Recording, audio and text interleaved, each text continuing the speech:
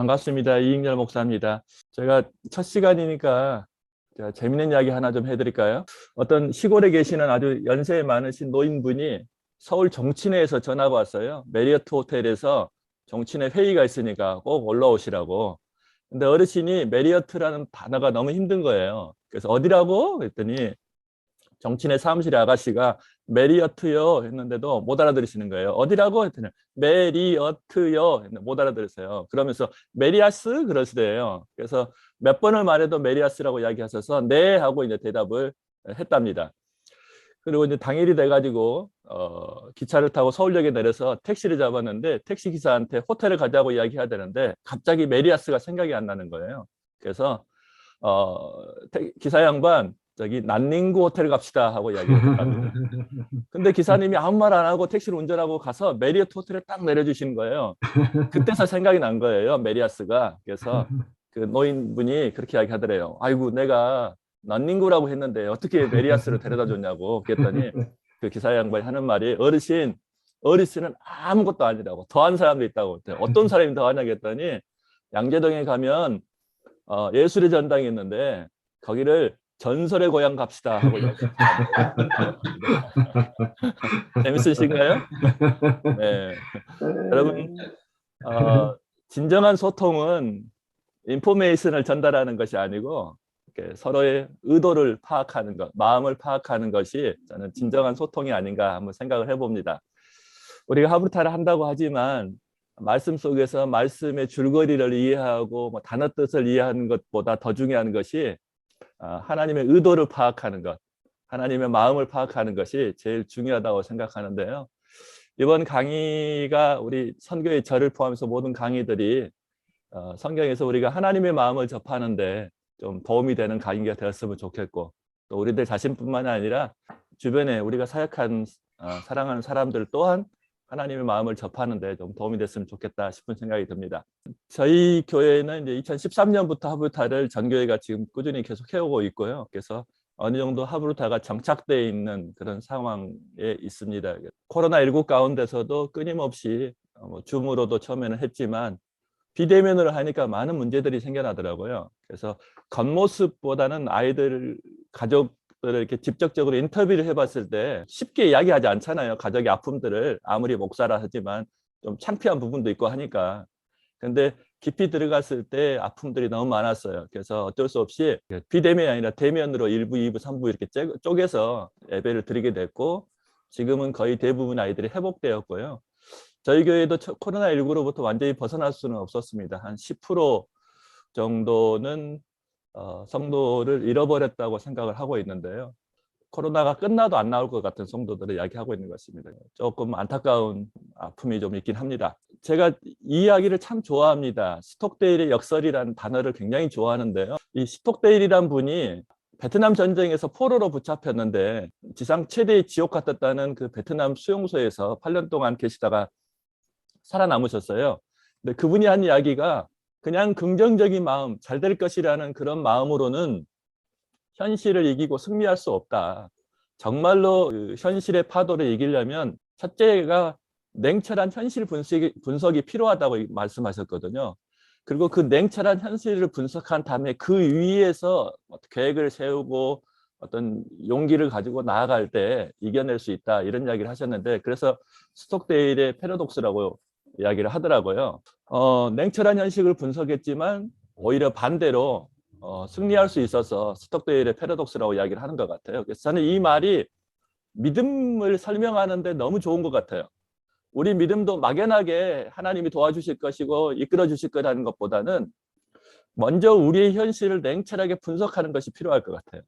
그리고 그 위에서 하나님께서 우리를 어떻게 이끌으시고 하나님이 하실 수 있는 일이 무엇인지를 바라보는 것이 굉장히 중요하다고 생각하는데, 제가 맡은 부분이 이제 코로나 전체 상황에서 전반적인 어떤 이야기를 좀 하게끔 돼 있거든요. 그래서 우리도 교회의 현실을 냉철하게 분석하는 것이 필요하겠다 싶은 생각이 들어요. 근데 이게 참 쉽지는 않더라고요. 왜냐하면 성도들하고 이야기해보면 진짜 치부는 잘 안 드러내지 않습니까? 그래서 좋은 것은 좀 드러내는데 치부는 잘 안 드러내서 쉽게 간파하기 힘드는데, 인터넷 자료들을 좀 많이 찾아봤는데 이게 쉽지가 않더라고요. 왜냐하면 카톨릭보다 우리 기독교가 훨씬 그 데이터가 작아요. 그 데이터를 만드는 노력도 작고요. 설문도 좀 작고. 그래서 최대한으로 좀 찾아보고 그것 가지고 좀 이야기를 좀 해보고자 합니다. 먼저. 코로나19 끝나면 저는 어떤 현상이 벌어질까? 이미 우리가 다 아는 내용이잖아요.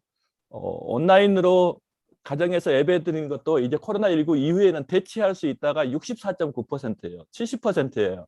그러니까 교회를 나오겠다고 이야기하지만 이번 주에 무슨 일이 있으면 온라인으로 예배 드리고 자기 볼일을 보겠다는 사람들이 많아졌다는 소리입니다. 근데 이렇게 되면 문제는 이제 심각할 거라고 보거든요. 그리고 코로나19 2년 동안 자기 본교회를 한 번도 참석하지 않고 온라인으로만 예배 드린 사람들이 50%입니다, 현재. 그러니까 굉장히 많은 숫자거든요. 근데 이분들이 자기 교회로 다 돌아가시느냐? 그러지는 않을 거라는 생각을 갖고 있고요. 교회 학교는 그럼 어떤가? 교회 학교는요, 성인에 비해서 2분의 1 이하로 예배를 출석하고 있습니다.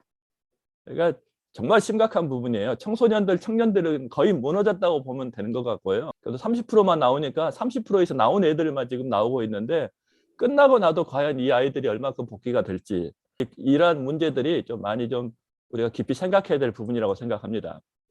그러면 왜 이런 현상들이 벌어졌는가? 첫 번째는 이 코로나19가 이미 그전에도 있었지만 코로나19가 예배 중심의 사역의 한계를 보여주는 것 같아요. 우리가 성도들을 끌어모아 놓고 예배만 잘 드리면 성도들의 신앙이 좋아질 것이라고 생각을 했지만 사실은 그렇지 않다는 것입니다. 조사를 해보니까 목회자도 성도도 가장 우리가 한국 상황에서 중점을 둬야 될 분야가 예배의 본질 분야인데 우리가 예배의 본질을 많이 놓치고 있지 않았는가. 그리고 성도들도 보니까요. 흔들리는 성도들의 대부분은 성경 공부를 해본 경험이 없는 사람들이 이 코로나19 때 예배의 문제가 흔들리는 것 같아요. 그리고 성경 공부를 어떤 방식으로든지 해봤던 사람들은 그나마 괜찮은데요. 그래서 우리 성도들 중에서 성인 중에서요. 뭐 어떤 방식으로든지 성경 공부를 참여해 본 사람들은 한 70에서 90% 정도가 안 참여해 본 분들이에요.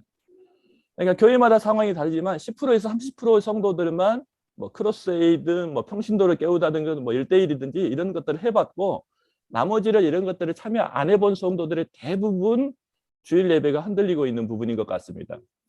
참여 동기도 잘못되어 있는 것 같아요. 예배 드리려고 하는데 왜 가냐고 물어보면 은혜 받고 복 받으러 간다고 하잖아요. 내가 하나님께 은혜를 받았기 때문에 복 받았기 때문에 하나님께 찬양을 드리고 하나님의 영광을 위해서 감사를 드리러 간다고 이야기하는 사람은 한 명도 없는 것 같아요. 그러니까 예배의 어떤 본질마저도 성도들이 제대로 이해하고 있지 못하는 상황이다. 이것을 오늘 같은 문제를 일으키는 요인이라고 생각합니다. 또 두 번째는요. 설교도 문제였던 것 같아요. 이건 이제 저희 개인적인 고백이기도 하지만요. 성도들의 저 마음을 맞춰주는 설교에 나도 모르게 많이 쏠려 있었던 것 같아요. 그래서 제가 하브르타 이전에 했던 모든 설교들을요. 인터넷에 지웠거든요. 근데 그렇게 했던 가장 큰 이유는 제 설교가 너무나도 창피했기 때문입니다. 야, 내 설교 안에 기복주의가 이렇게 많은지 몰랐고요. 성경을 통해서 하나님이 하시고자 하는 이야기를 전달하기보다는 내가 하고 싶은 말을 하기 위해서 성경 구절을 따쓰는 경우들도 많았고요.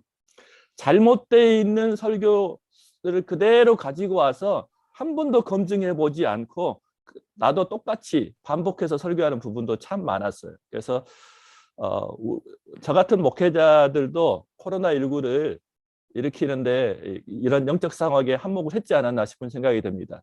또 네 번째 예배 문제점은 관람자 같은 예배인 것 같아요. 성도들이 참여하면 앞에서 찬양 인도하고 설교하는 사람은 퍼포먼스를 하고 나머지 사람들은 무슨 관객이 돼서 예배를 드리고 있는 모습도 가장 큰 문제였지 않았는가. 그래서 저희 교회도 이것을 바꾸려고 애를 쓰고 있거든요. 그래서 코로나19 동안에 교회 배치도 저희들은 디귿자 배치로 바꿨어요. 인테리어를 싹 바꿨어요. 왜냐하면 참여자로 만들기 위해서 또 강대상과 성도들의 거리를 좁히고 성도들이 서로 얼굴을 볼 수 있게 만들고 뭐 이런 것들을 하여튼 나름의 데이터를 가지고 바꿨거든요. 그리고 바꾸고 나서 훨씬 많이 좋아졌어요. 그다음 두 번째 한국교회 취약점은 성도의 교제인 것 같아요. 교회 가면 사랑받고 관심받고 사랑 많은 곳이라는 인식을 너무 많이 갖고 있더라고요. 근데 저는 교회 성도들의 교제는 뭐 관심받고 사랑받고 인정받는 것이 아니라 오히려 예수님의 어떤 성품을 닮아가기 위해서 사랑을 실천하고 훈련하는 곳이라고 생각하거든요. 그래서 저희 교회 성도들, 심지어 이제 막 예수를 믿는 사람한테도 저 늘 그렇게 이야기하거든요. 약간 장난스럽게 교회 오시면 당신을 위해서 관심 가져주고 인사해 줄 사람 아무도 없다고. 알아서 찾아가서 인사하고 이렇게 섬겨야 된다고. 여기 있는 분들이 그렇게 거룩한 분이 아니다 가지고 웃으면서 이야기를 하는데, 초신자에게도 저는 봉사할 것이 있으면 봉사하라고 이야기하고요. 그러니까 자기 수준 안에서 할 수 있는 것을 여기는 훈련하고 섬기는 곳이지 관심 받는 곳 아니라고 이야기를 하거든요. 근데 그게 오히려 교회 분위기를 더 좋게 만들고 있는 것 같아요. 그다음 세 번째는요, 성경 공부의 문제점인 것 같아요. 당연하게 생각하고 저도 살아왔는데, 어른들은 신앙을 끌어오르기 위해서요, 주일 예배 드리고 그것으로 안 되니까 새벽 예배 드리게 만들고 수요 예배 나오라 하고 금요철에 하고, 그것도 안 되니까 제자 훈련하고 뭐 성경 공부하고, 정말 어른들을 위해서 하는 게 많아요. 근데 학생들한테는요, 주일날 예배 드리고 공과 한 20분 하는 것으로 끝났더라고요.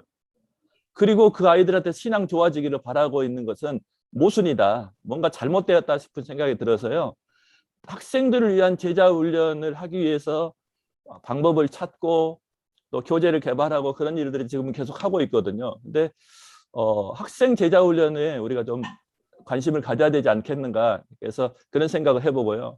또 이제 우리가 여기 모이신 분들이 이유가 다 비슷할 것 같은데요. 주입식 교육의 폐단들, 주입식 교육의 장점도 있지만 주입식 교육만 있었을 때 나타나는 그런 폐단들이 많아서 피드백이 없는 성경 공부, 하부터 하면서 알게 되는 부분이 많잖아요.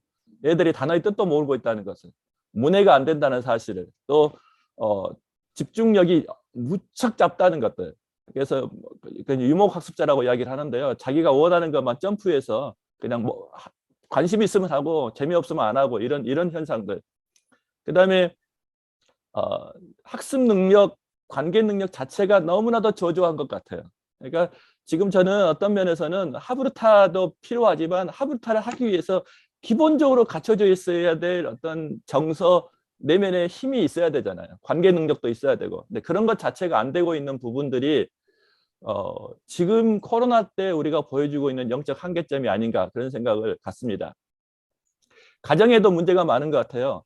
액자 속에 있는 이 가정예배, 온라인 예배 드리는 집은 지금 현재 없다고 보는 것이 맞는 것 같습니다. 가정예배도 저런 모습 없어요. 5분 후면 다 흐트러지고 난리 나고요. 지금 청소년들 안 일어납니다, 그 시간에. 그리고 아이들은 예배 드릴 때 물 먹으러 가고 과자 먹고 앉아있고 들어눕기도 하고, 그럼 엄마 똑바로 앉아라. 자기 아이들이 예배 드린 거 처음 봤잖아요. 그리고 뭐 그러다 보니까 남편이 왜 그렇게 애를 잡냐 해가지고 부부싸움이 일어나고, 결국은 엄마들만 예배 드리고 있는 현실. 엄마들도 찬양 떼고 뭐 광고 다 떼고 설교 시간만 잠깐 앉아있는 가정들이 정말 많아졌습니다. 이런 문제들이 가장 큰 문제인데, 가정 예배가 실종됐다고 생각하거든요. 근데 또 하나는요, 가정에서 성경적인 교육이 실종됐다고 생각해요. 신앙 교육이 아예 없다고 보거든요. 전부 다 전성수 교수님 표현대로 교회 학교에다가 하청을 줘가지고 집에서는 아무것도 하지 않고 있는 모습. 그리고 이제 제일 밑에 보면 동그란 표로 제가 만들어놨는데요. 부모도 각자의 기도 시간이 있고 예배 시간이 있고 말씀 보는 시간이 있고, 자녀들도 예배 시간이 있고 기도 시간이 있겠죠. 근데 같은 시간대, 같은 공간에서 함께 하는 기도 시간, 예배 시간, 또 성경을 보는 시간, 이런 시간이 저는 너무나도 중요하다고 생각합니다. 이것을 통해서 저는 신앙이 이렇게 세대가 흘러간다고 생각을 하거든요. 근데 이 부분이 거의 실종되어 있는 모습이 오늘날 우리 한국 기독교 가정의 취약점을 드러내는 가장 큰 문제가 아닌가. 그래서 이것이 회복돼야 된다고 생각하거든요. 어떤 방식으로든지. 그래서 하브르타가 이런 부분에 있어서는 큰 역할을 할 수 있는 것 같습니다. 그러면 교회에서는 어떻게 해야 될 것인가, 그리고 가정에서는 어떻게 해야 될 것인가를 좀 말씀드리고 싶은데요. 이 부분은 더 주관적입니다. 저희 교회에서 했던 사례들을 가지고 이야기를 할 수밖에 없는 것 같아요. 제가 뭐 학회를 하고 있는 사람도 아니고 또 여러 교회 목사님들을 이렇게 접할 수 있는 환경이 아니었기 때문에 더더욱이나 다른 교회 사례를 제가 말씀드릴 수 없어서 죄송한데, 하여튼 저희 교회 사례를 가지고 참고하시라고 좀 말씀을 좀 드리겠습니다. 저희 교회 취약점을 보완하기 위해서 예배 중심의 사역의 한계를요, 성도들한테 저희는 너무 감사하게도 코로나 터지기 직전부터 교육을 했어요. 1년 전부터. 우리가 저희 교회 이름이 누림교회인데요. 누림교회로 모여야 되는 이유가 예배만이 아니다. 예배는 너무나도 당연한 것이고 예배가 최고의 목적이라면 천국 가서 예배 드리는 것이 제일 낫다. 근데 우리가 모여야 되는 가장 큰 이유가 무엇인가에 대해서 고민하고 그것을 펼쳐야 된다고 이야기를 했거든요. 그랬을 때 이제 작은 교회의 특징일 수도 있겠지만 저희는 이제 선택과 집중을 해야 되는 생각을 했고 우리 교회만 갖고 있는 어떤 특성화, 하나님께서 주신 어떤 비전으로 공동체를 만드는 것이 필요하다 싶어서요. 저희는 하브르타 양육 공동체라는 것을 교인들한테 강조를 많이 했어요. 나 혼자 내 자녀 키우는 것이 아니라 우리가 함께 자녀를 키워가는 공동체가 되기 위해서 이게 필요해서 우리는 모이는 것이라는 교육을 제일 많이 했고요. 그래서 코로나19 동안에 자녀가 있는 가정들은 한 가정 외에는 한 가정도 이탈이 없었어요.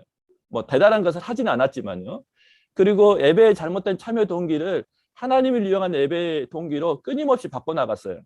그리고 성도의 교제도 마찬가지고요. 예수사랑 훈련 공동체라는 것을 교육했었고 제자 훈련도 피드백에 있는 소통형 하브르타 공부죠. 이런 아이들을 위한 교재도 만들고 어른들을 위한 교재도 만들고 해서 저희 나름대로 그걸 가지고 지속적으로 피드백이 있는 성경 공부를 계속 해왔거든요. 우리나라 밑에 사진을 보시면 우리나라 예배실의 광경은요. 앞으로 나란히를 쭉 앞에만 보게끔 돼 있어요. 그래서 교회 권력을 장의자 권력이라고 이야기하거든요. 근데 이 구조에서는요. 생각이 멈춰 있답니다. 그리고 뭔가 할 때 일사불란하게 움직일 때는 어떤 카리스마 리더십을 발휘할 수 있는 것은 굉장히 좋은데 이제는 그 리더십이 아니라 성도들이 함께 생각을 모으고 마음을 모아야 되려면 공간 자체가 바뀌어야 된다고 하더라고요. 그 옆에 사진은 영국 의회 사진인데요. 저런 식으로 디귿자로 서로 얼굴을 보면서 이야기할 수 있게끔 해놨거든요. 그래서 저희 교회 옆에 사진 하나 걸어놨는데요. 전체를 안 나와서 일부만 찍었는데요. 저런 식으로 디귿자형으로 구성을 했고 강대상하고 굉장히 가깝게 만들어놨어요. 근데 처음에는 목사님 얼굴이 너무 가까우니까 부담스럽다고 이야기를 한 사람도 있었는데 금방 적응되더라고요. 그리고 조금만 30도, 45도만 얼굴을 돌리면 다른 사람이 예배하는 모습이 보이니까요. 일단 조는 사람이 사라졌습니다. 자기 얼굴이 보이니까 아이들이 보니까 졸지 않고요. 또 더 적극적으로 예배에 참여하는 분위기도 있고요. 또 간혹 가다가 예배 엉터리로 드린 사람 때문에 좀 걱정되는 부분도 생기긴 하지만 그것은 조금 지나면 또 수정되는 부분도 좀 생기는 것 같았습니다. 저희는 이런 방식으로 했는데 이런 방식을 어떻게 펼쳐갔냐면요. 이렇게 펼쳤어요. 저희 교회만의 독특한 특징인데요. 예배 시간에 공동으로 기도하는 기도문을 읽는 시간이 있어요. 대표 기도하기 전에 온 교인이 함께 공동 기도문을 읽거든요. 근데 그 기도문 안에 꼭 필요한 목회적으로 가르쳐야 될 부분을 기도문으로 제가 만들어 놨어요. 예를 들어서 우리 한국교회가 예배 참석이 복받고 은혜 받는 부분이 너무 많다는 생각이 들어서 복받고 은혜 받기 위해서 예배하는 자가 없게 하옵소서 이런 문구를 넣어놓는 거예요. 매주마다 성도들이 이 문구를 읽으니까 예배를 하나님을 향해서 드리는 감사와 찬양을 드리는 예배라는 것을 자동적으로 인식하게끔 시간이 가면서 만들어 놨고요. 또 성도의 교제도 그리스도의 성품을 배우기 위해서 훈련하고 사랑을 실천하라는 이런 문구들, 그리고 하브르타 양육 공동체라는 문구들, 그리고 주보에도 이런 것들을 기록을 해놨고요. 그래서 자기 입으로 성도들이 매주마다 이렇게 고백을 할 수 있게끔 만들어놨고 그것을 가지고 기도하게 만들고 또 1, 2회 정도는 이걸 가지고 왜 필요한가에 대한 하브르타도 했고요. 그렇게 하니까 훨씬 동기부여가 잘 돼 있고 적어도 성품 부분에서는 실천을 잘 못한다 할지라도 사랑 없다는 소리는 안 하는 것 같아요. 그리고 제가 늘 강조하는 것이 사랑은 쌍방이다. 일방적으로 흐르는 사랑만 있는 곳은 지옥이다. 남녀도 마찬가지잖아요. 얼마나 그 짝사랑이 힘들지 않습니까? 그래서 안 해보신 분들은 모르는데 저처럼 짝사랑을 많이 해보신 분 알거든요. 지옥이거든요. 근데 쌍방이 될 때 행복하고 천국이 된다. 가정도 부모와 자녀, 교회도 목회자와 성도 서로가 쌍방 사랑을 해야 된다는 이야기를 강조하는데 그런 이야기를 강조하니까 나한테 사랑 안 해준다는 불만은 사라지는 것 같아요. 그리고 이제 비전은 하브르타 양육 공동체 이것을 끊임없이 저희들이 지금 한 3, 4년 교육을 하고 있는데 이것은 어느 정도 정착되어 있는 것 같아요. 이제는요. 저희 교회 말고도 관찰할 만한 자료가 하나 있더라고요. 일반 교회하고 그 가정교회라는 소그룹 그룹들이 있어요. 그 설문조사 해놓은 걸 봤더니 가정교회가 기도하는 시간, 성경 읽는 시간, 또 기독교 서적, 또 성경 공부하는 시간이 일반 교회에 비해서 코로나 기간인데도 불구하고 훨씬 많아요. 신앙이 더 성장한 사람들이 더 많아요. 근데 왜 이 일반 교회에 비해서 가정교회가 많은가 하고 조사를 해봤더니 소그룹이었어요. 이분들이 소그룹으로 잘 모여 있는데 온라인으로뿐만 아니라 대면에서 모이는 그 횟수도 훨씬 많고, 표에 보시면 일반 교회는 25.4%가 대면 모임을 했는데 가정교회는 68.4%가 대면 모임을 했어요. 그리고 이러한 상에서 신앙의 유지에서 가장 많은 도움을 받은 사람이 누군가 하고 봤더니요, 소그룹 리더들이더라고요. 그러니까 우리가 소그룹 리더들을 만드는 일에 굉장히 열심을 해야 될 것 같아요. 저희 누림교회도 처음 해보는 그 하브루타를 정착해서 지금까지 올 수 있었던 가장 큰 이유는요, 처음부터 제가 교사를 세웠기 때문이었습니다. 그래서 제가 하는 일들은 교사 세우는 일에 모든 것을 다 하거든요. 그리고 교사한테 모든 혜택을 많이 줘서요. 심지어는 부서별 식사를 하면은요, 뭐 찬양대 식사를 하면 찬양팀만 오는데 교사들 식사할 때는 가족들 다 오게 만듭니다. 그러면요, 저희 교사가 한 12명 되거든요. 그러면은 가족들 다 모이면 엄청나게 많은 숫자가 모여요.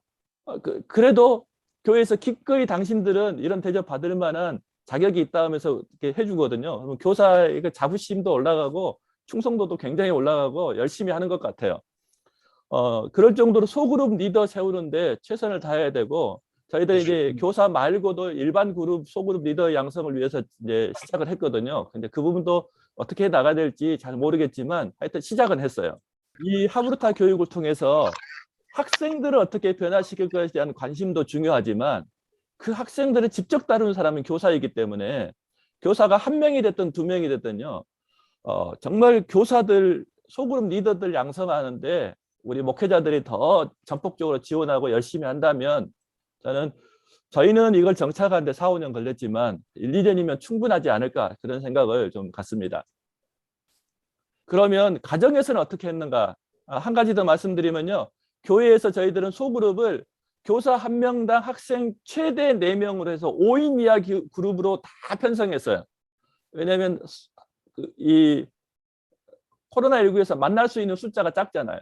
그래서 근데 그게 훨씬 더 효과적이었어요. 많은 숫자를 가지고 있는 것보다는 교사도 더 많이 세울 수 있었고, 또 하브루타는 성경을 막 능통하지 않아도 초신자도 열정만 있으면 할 수 있거든요, 교사를.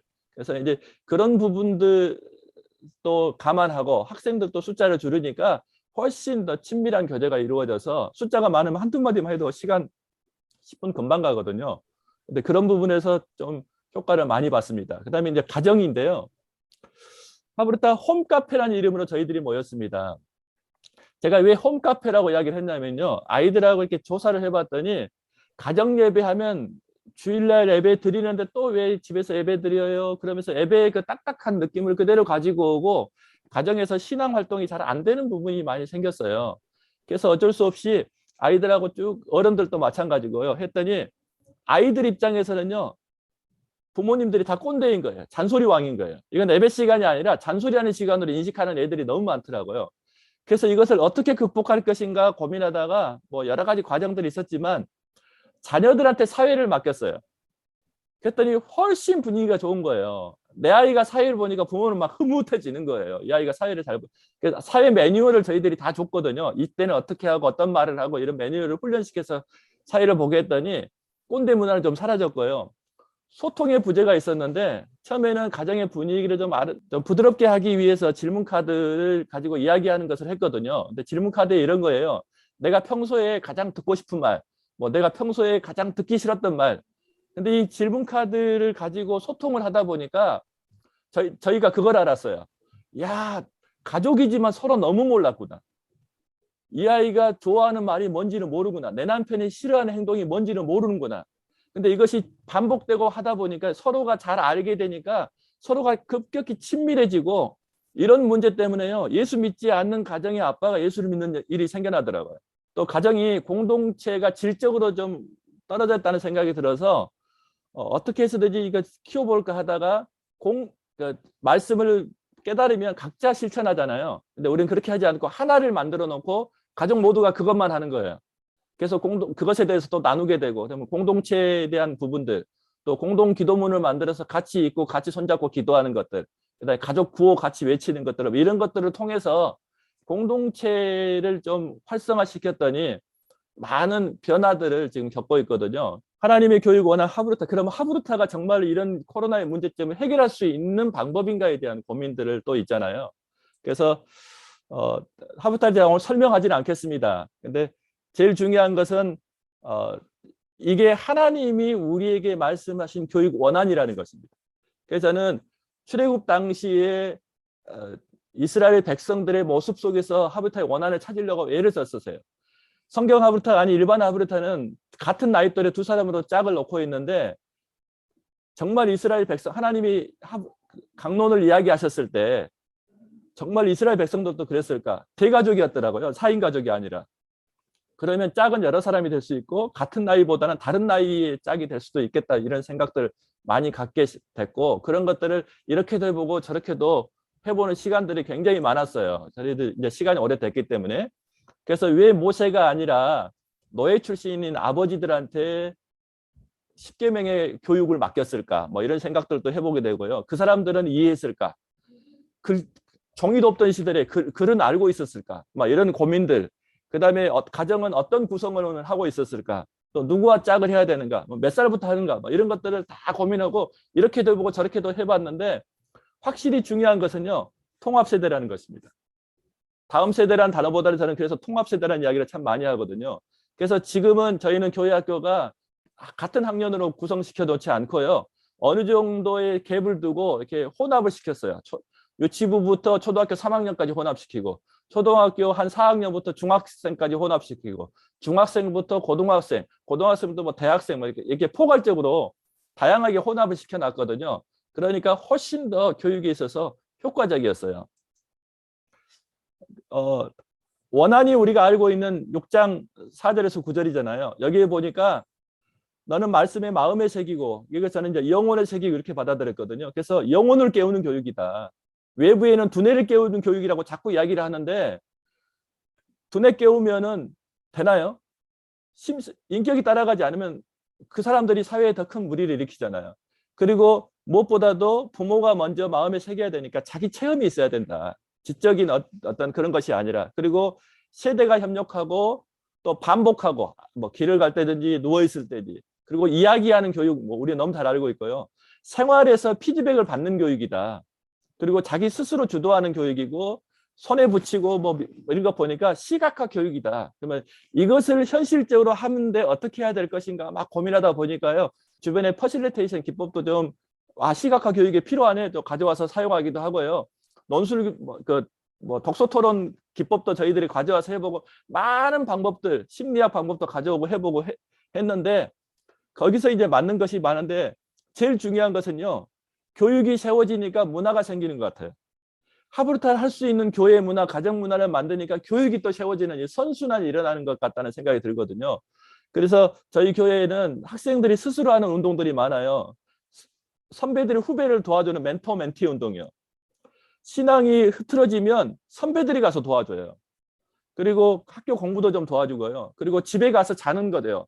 교회 오빠 프로젝트라 제가 웃으면서 이야기하는데요. 다른 집에 가서 같이 잠을 자고 나오는 거예요. 그러면 그 집에 우리 집에 악둥이 왔다고 하면서도 막 치킨도 사주고, 또 제일 큰형 역할을 또 하게끔 해보고, 이렇게 서로 교환해서 토요일에만 자고 주일날 교회 오는 프로그램들 많이 돌렸거든요. 이것도 자체적으로 이루어진 거예요. 공동 양육이라고 하니까 이 일들이 벌어지기 시작하더라고요. 그 다음에 이제 여름방학 때 애들 데리고 하브르타 학습 여행도 갔고요. 지금은 아이들끼리 하는 것이 토요일날 줌 독서실을 해요. 그러니까 큰애들이 공부를 늦게 시작하니까 어렸을 때부터 책상에 앉아있는 훈련시켜야 된다면서 줌 독서실도 하고요. 하브르타 홈카페도 하고, 또 주일학교 하브르타는 완전히 정착되어 있고요. 하브르타 공부방도 방학 되면 선배들이 후배들을 도와주는 것들이 자연스럽게 정착되어 있습니다. 그래서 교회가 막 나서서 일을 하지 않아도 자기들끼리 이렇게 잘 구성돼서 돌아가고 있는 문화가 좀 어느 정도 형성되어 있거든요. 우리 선교회에서 위원들이 정말 오랜 시간에 성경 하브르타가 뭔가에 대한 정의를 내렸는데, 성경 본문을 두고 공동체 안에서 다양한 형태의 짝을 이루어 질문하고 대화하고 토론하고, 이것은 이제 전성수 교수님이 내린 하브르타 정의니까 그대로 가지고 왔어요. 그리고 직접 책상 위에서의 하브르타가 아니라 실천적 배움의 활동이다, 이렇게 정의를 했습니다. 이 부분에 대해서는 이제 다른 강사분들이 또 많이 설명을 해주실 것입니다. 저는 여기서 넘어가고요. 저희 교회가 하브르타를 하기 위해서 계획했던 단계입니다. 제일 먼저 했던 것은요, 교사를 만드는 일이었어요. 하브르타 일꾼 세우기. 그리고 이 교사 만들어진 걸 통해서 학생들을 세워나가는 교회학교, 하브르타형 교회학교를 만들었고요. 이건 이제 정착이 됐습니다. 그리고 두 번째 단계가 가정 하브르타였는데요. 너무나도 많이 실패했어요. 정말 어렵더라고요. 가장 강력한 조항은 부모와 자녀인데, 가장 안 되는 조항이 또 부모와 자녀더라고요. 싸워요. 집에서 하면 100% 싸워요. 교회에서 와서 하라겠더니 눈빛으로 싸워요, 이제는. 그래서 작년에 홈카페를 하면서 드디어 결과물을 좀 보고 있어요.